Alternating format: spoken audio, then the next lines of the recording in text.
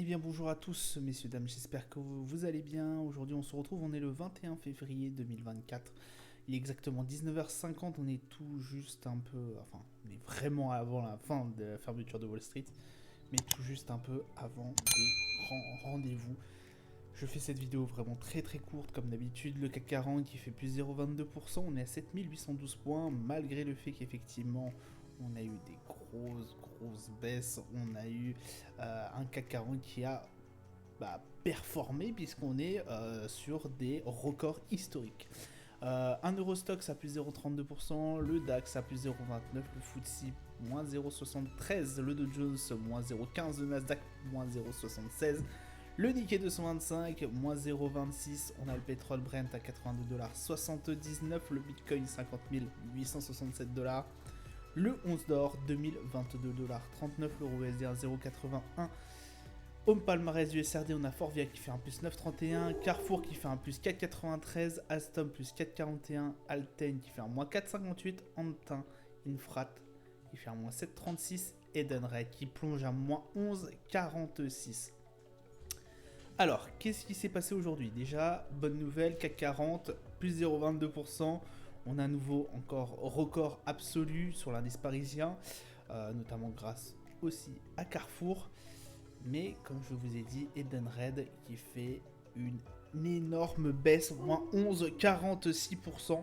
C'est assez énorme. Alors que s'est-il passé? Et je crois que j'ai entendu parler qu'effectivement il y aurait des soucis sur une branche d'Edenred et qu'il y aurait même, j'ai envie de vous dire, une enquête de police qui serait menée.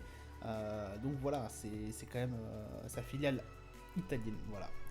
Au niveau de l'Italie, ouais, ça reste c'est compliqué. Forcément, une Edenred qui plonge. Sur cette actualité.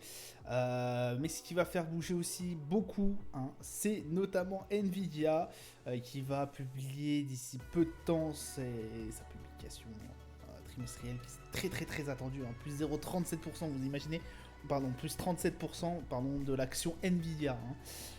Très attendu cette annonce.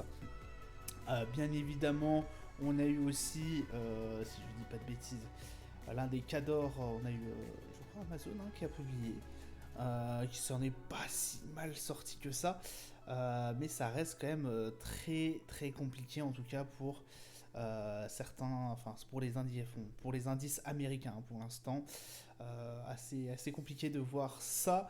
Et puis écoutez, voilà ce que je pouvais dire aujourd'hui. Voilà, Amazon qui a publié plus 0,9%, l'une des 8 merveilles bien évidemment. On va aller se retrouver sur le calendrier d'annonces économiques. On n'a rien eu de très intéressant aujourd'hui. Mais comme je vous ai dit, on est 10 minutes grosso modo avant grosse annonce. Donc c'est-à-dire la minute du FOMC qui va sortir à 20h pile.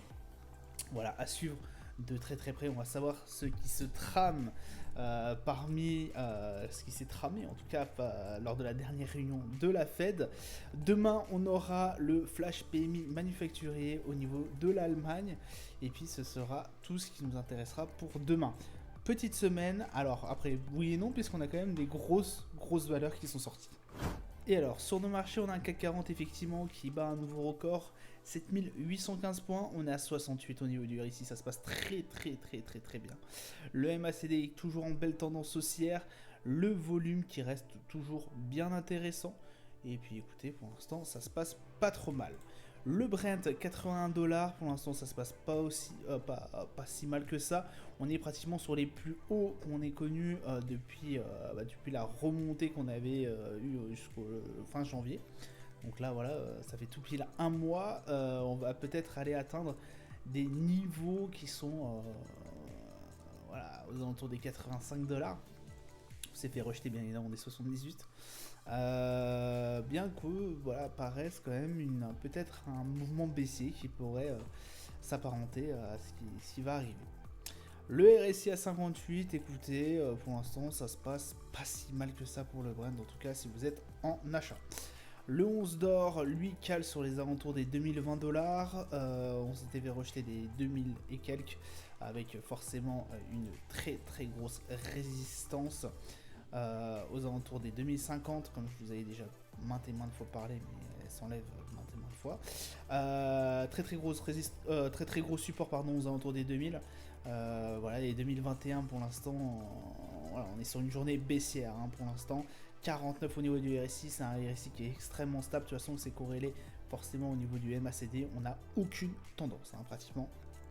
Ou alors c'est vraiment ça se balade entre les 2055 et les 2000. Au niveau du S&P, on est sur une journée de baisse 4964. Écoutez, c'est 2 journées de baisse consécutives avec celle d'hier qui était quand même assez forte et assez grosse. 55 au niveau du RSI et un MACD bon, qui reste toujours en tendance haussière.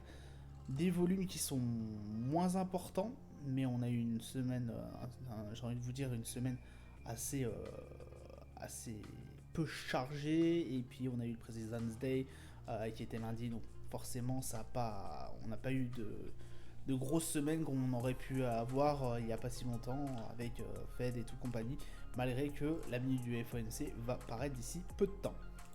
Au niveau du Nasdaq, pour l'instant, c'est une belle baisse qui s'annonce et écoutez, voilà, hein, on espère potentiellement que ça va, on va toucher les 17 000, en tout cas on a touché les 17 365. À voir par la suite si on arrivera à s'en dégager. Et puis peut-être essayer d'atteindre en tout cas une belle hausse.